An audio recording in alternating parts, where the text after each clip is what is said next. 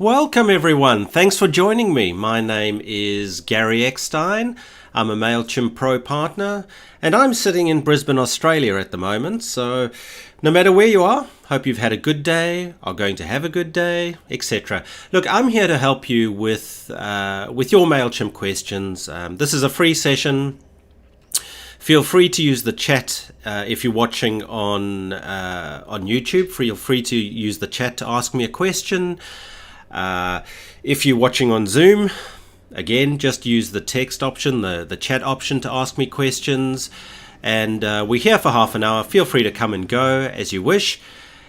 You can probably see my screen at the moment, and I'll demonstrate any questions you have. In your questions, try and be as succinct as you can, if you don't mind.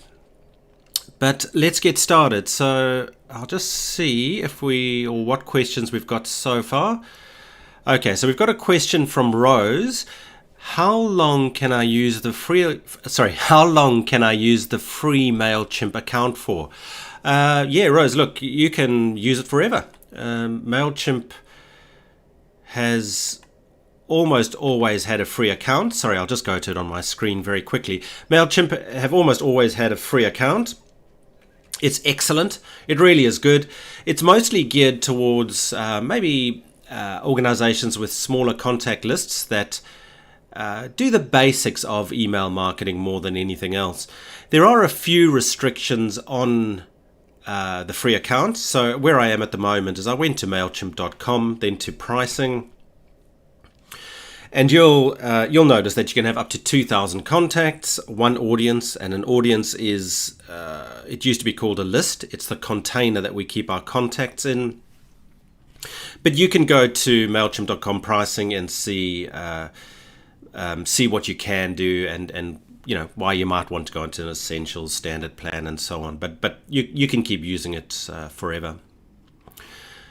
We'll just go to another question.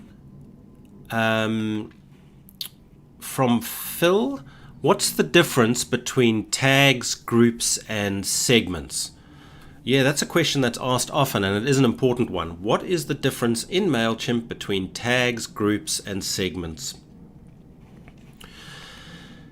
Okay, so in essence, tags and groups are data that are added to our contacts, and a segment is a search of our data that we have in Mailchimp. I'll just go into my audience very quickly so we can see our contacts. This is just a demo audience. Okay, so I'm in my audience at the moment. And you can see there's a tags field or column. Tags, you can add as many tags as you want against a customer. So you can add as many tags as you want. The only restriction is each tag can be a maximum of 100 characters in length. This is actually a group, and I'll go into this slightly more in a second. This is actually a group, and it shows up in Mailchimp in a comma-separated field in our audience. The biggest difference between tags and groups is that the subscriber or the contact can't amend their groups, and they can't amend their tags and can't see the tags they're in. However, the contact can amend their groups should you let them do it, and they can see the groups should you let them see them. So for example, there's something called the Preferences Center in Mailchimp, and there it is there, the Preferences Center.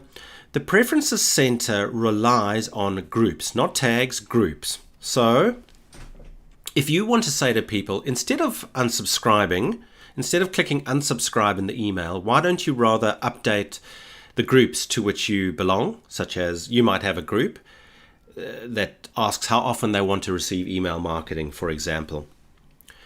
In the Preferences Center, you use groups, and the person can then, in the Preferences Center, instead of clicking unsubscribe, they click update my preferences, they'll see the Preferences Center, and they can then choose one of the groups. Tags don't show. So tags, contacts don't see. Groups, they probably do see, unless you make them hidden, but by default they will see them. So let me just show you very quickly So if I go to Manage Contacts, Tags, for example, you can just add tags. You can bulk contact people. I wasn't meaning to click that, but I did. I'll just go back very quickly. But you can tag people, and again, you can add as many tags as you want. Onto groups, we can go to Manage Contacts, Groups, and you can create groups. So I have a group at the moment called Favorite Color, and if I click View Groups, you'll notice that I have blue, orange, pink. I can add groups. I can add a parent group if I want to. And this is what people will see, for example, on the Preferences Center. Right, so just going back again. Sorry, it's quite a big sort of topic and something that is important. So tags show here. Our groups will show under their group name in a field in a comma separated value. So they're both just data for all intents and purposes. A segment differs in that it's not data against a specific contact. What it is a segment is a search of your existing data. So let's do this. And if I click View Segments, you'll notice that I already have various segments there. But let's say I want to know all people that have a tag of landing page and they like the color pink. So under tags, I'm going to select landing page and favorite color pink. So what I do here is I go new segment. And what I said is the first one I wanted was, in the favorite color group, I wanted pink. So I want to know all people that like pink. And I'm going to click add. Sorry, you might not have been able to see that. Let me just move my picture quickly so you can see what's going on down below. So I clicked add to add another field. And let's, on this one, go to tags. And where the tag I said is landing page. So segment is just a search of the existing data. Whether it's groups, whether it's email addresses, any data you have, you can search for in a segment. So then I would click Preview Segment. And you can see all my people. Sorry, it was a terrible search. But there you can see my criteria where people that have landing page and pink are there. So then I would just save my segment, and in the future I can just send an email to them. So I hope I've explained it okay. That's the difference between tags, groups, and segments in Mailchimp. A few other questions we've got. Ahmed asks, does the law state that I must enable double opt-in? Okay. So this question is around in Mailchimp. What we can do is we can set up double opt-in for our emails, so that what happens is when a person subscribes to our subscribes to our audience, they will be sent an email from Mailchimp saying, click here to confirm you want to subscribe. If the person doesn't click that email, they won't be subscribed in your audience. They'll still be in your audience as non-subscribed, but they won't be marked as subscribed. In other words, we won't be able to send them email marketing. The law differs around the world, so I can't comment on spam laws, but most spam laws, as far as I know, do not say that you need to enable double opt-in. So double opt-in generally, and I'll just quickly find it, is under settings. Let's just look here very quickly. Publicity settings, I think it's there. I'll just double check. So what we're looking for is enabling the double opt-in or not. Nope, not there. But look, you can look for it. It's probably under audience name and defaults. Just take a look there, or required email footer. Most of my clients disable double opt-in, but that's really up to you. Oh, a few more questions coming in. Okay, how do I stop emails going to spam? Yeah, this is a big one. How do I stop emails going to spam? It's a huge and evolving topic, spam, as to what emails go to spam and what don't. There's certain things we can control and certain things that we as senders cannot control. For example, if Gmail make a change on what they look for, they don't publicize what they look for as spam or not, and that might affect us. There's really nothing we can do about that. However, there are some things we can control. To stop your emails going to spam, one of the biggest and most effective things you can do in Mailchimp is to authenticate your domain. So when we send an email from Mailchimp, we send from a domain we've said we own. Let me show you. So if we can see the domains we have in Mailchimp by clicking website and then domains. And you'll see that I have a few domains I've added. So to add a sending domain, in other words, we can then send an email from that domain in Mailchimp. All I do is I click verify email, and you can send yourself an email, and then you can click a link in that email, and Mailchimp will say, okay, that's fine. Now you can send emails from Mailchimp as if you're on your own domain. What you want to do, however, is you want to authenticate your domain. So do you notice here how I have authenticated, verified, authenticated? So verified is when you've received that email and you've clicked it to say that you received the email. So then you'll be able to send in Mailchimp from that domain name. The authenticated, what it does is we add a record to our DNS records, and the server receiving the email looks at that DNS records, and if those DNS records there, you have a far better chance of getting through spam filters. So you want to get to green authenticated. So if you blue verified, you merely click authenticate, and then Mailchimp will tell you what records you need to add to your DNS. I won't go into it now. However, I do have various videos of how to add these records. If you don't know how to add your records, just search my YouTube channel for videos on how to add it to cPanel, to GoDaddy, to SiteGround, to Bluehost, etc. So that's the number one thing you can do. So what else can we do to stop our emails going to spam? Make sure you always have enough text. So not just images in email, you need to have some text. Be careful of your wording, your spelling. Some email filters even check for that. The words you use are important. Whether that's, careful of all uppercase, discount, discount, discount. You don't want to do that too much. It won't look good. The best thing really to do, however, besides authentication, is look at those spam emails that you get. And just think to yourself, how do I know that these are spam emails? Well, the spelling's wrong, etc. And just don't do what the spammers do. That's really the best way. So authenticate and just don't do what you know to be spamming activities. Let's go on to a few more questions. Okay, I can't. So Rita says, I can't upload my PDF file into Mailchimp. Help. Okay, so let's go across to the Mailchimp, the Content Studio. So Rita's saying that she has a PDF file that Mailchimp she can't upload it into Mailchimp. So the Content Studio is the place into which we add all our images, PDF files, and so on. Because remember, in Mailchimp, we can't send a PDF file or we can't send an attachment. What we can do is we can host the file on Mailchimp, and then we create a link in our email marketing that links to that file. So the contact receives your email, they then click that link, and then they download the file. So you could upload a PDF file, and I just know, but these are PDF files here.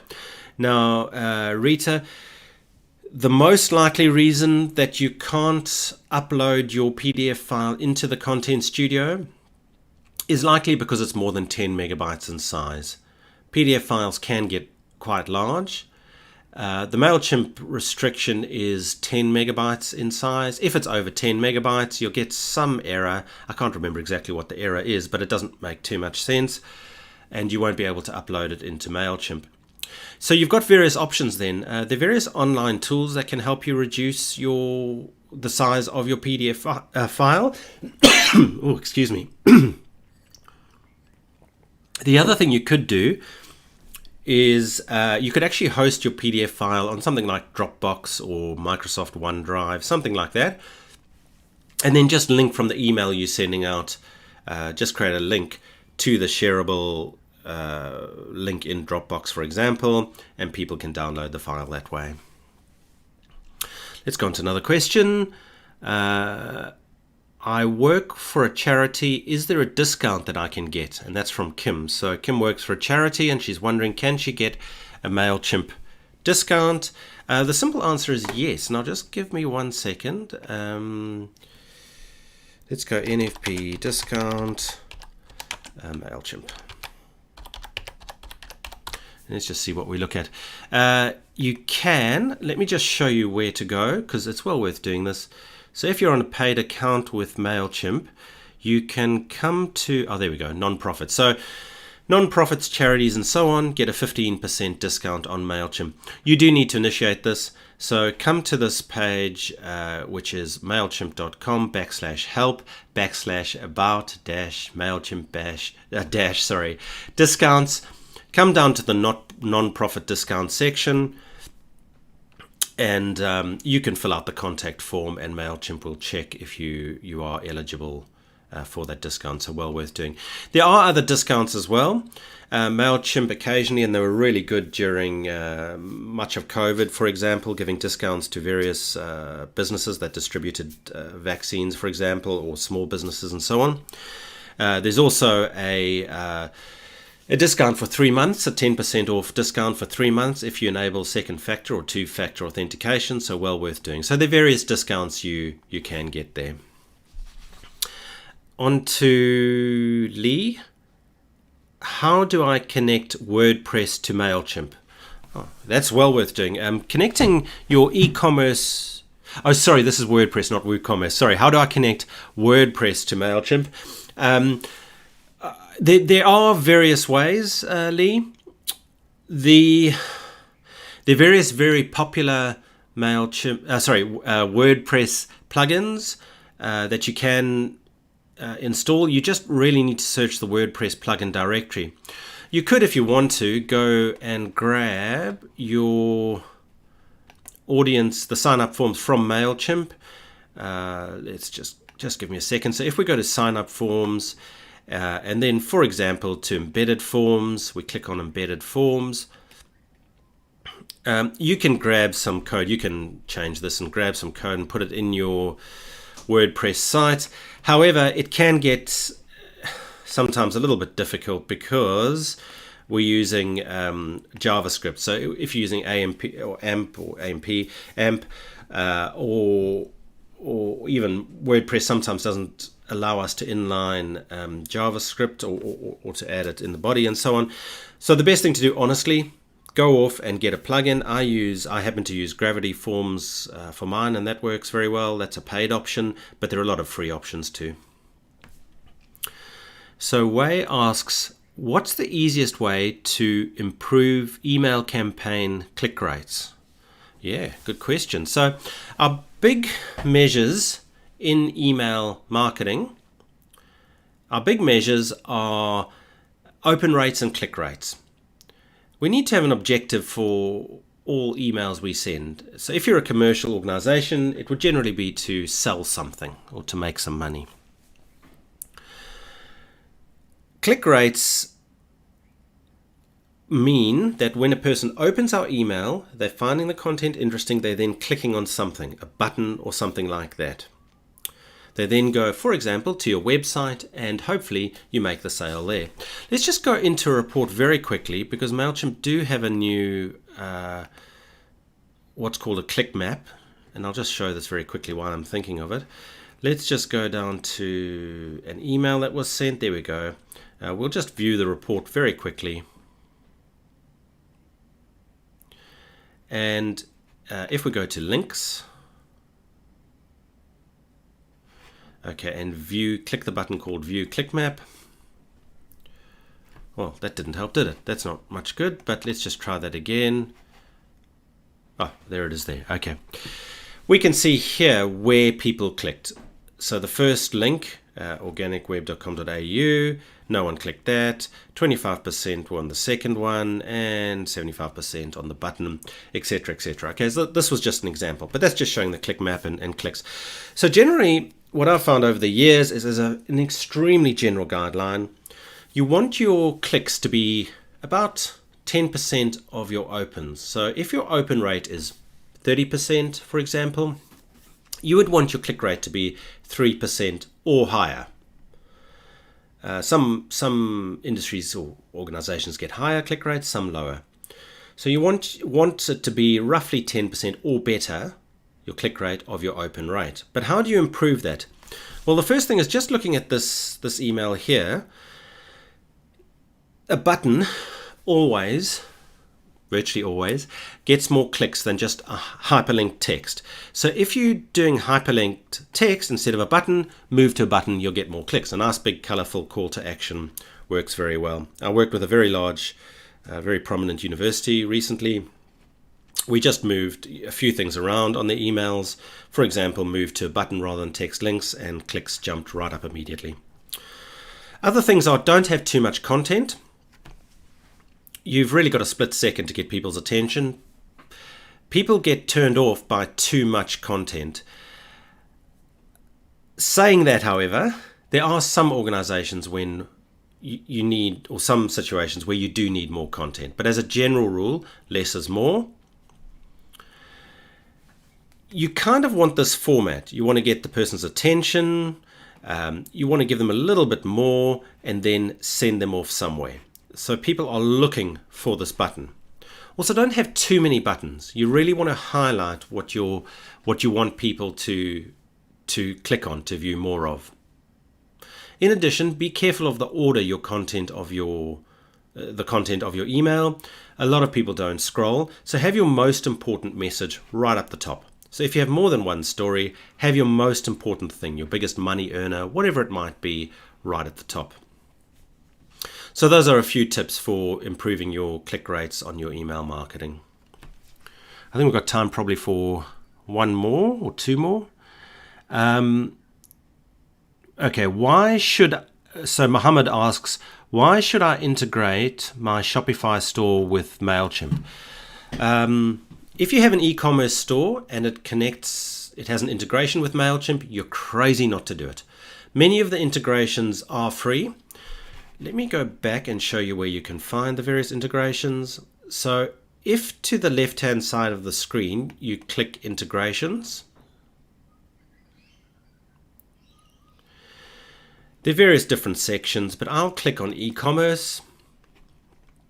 And sorry, I'll just move my picture to the other side very quickly. And you can see there are various, good integrations here already, whether that's WooCommerce, Magento.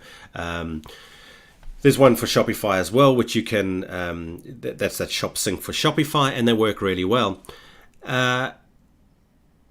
So to actually integrate is very simple. So for example, for Shop Sync for Shopify, if I just click on that, you can just connect sites. It's actually an incredibly simple thing to do. Mohammed's question was, why should he integrate the two? There are many benefits. Once you've integrated the two, there's some amazing data that comes through from your e-commerce store, Shopify in this case, comes from your Shopify store, such as your contacts come through to Mailchimp so you can market more effectively to them. The products they've purchased come through, when they purchased, how much they purchased for, dates, etc., come through. So there's a lot of data that comes through to Mailchimp. Now that data are in Mailchimp for your customers as they buy and so on, you can do some really amazing stuff. And I'll just really, get onto just a few things. So for example, let's go to automations, because this is where you can really save some time and make a lot of money through integrations. There are a lot of, let's do this. So I won't be able to show you properly because I don't have a connected e-commerce store. But look, there's various things. Let's just go to e-commerce here. you can, sorry, I'm umming and ahhing a bit. I'm just trying to get to this e-commerce section. There we go. So what you can do is, if they buy for the first time, you can automatically send them a message. When they buy a certain product, you can follow up a month later with another message, and then a month later with another one. If they haven't purchased for a certain amount of time, if they purchase over a certain value, you can send them a certain email. If they send a minimum value, you can send them a certain email. Send out your receipts. You can send abandoned cart emails, do all sorts of amazing stuff.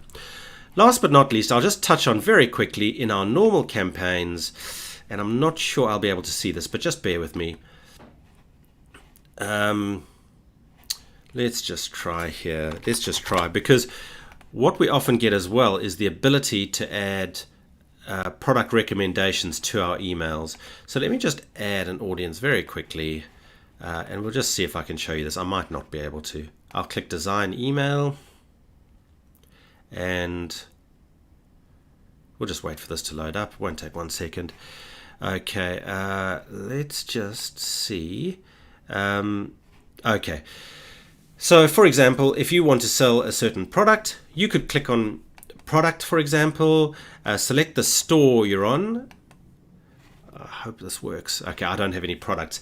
But what you can do then is very quickly add the image, the title, the price, even a button to purchase the product and so on. So it's well worth doing, because normally it's free to integrate your store with Mailchimp, and it's well worth it. But look guys, we're out of time, so I'm going to leave you. But I'm Gary from organicweb.com.au, and thank you very much for joining me.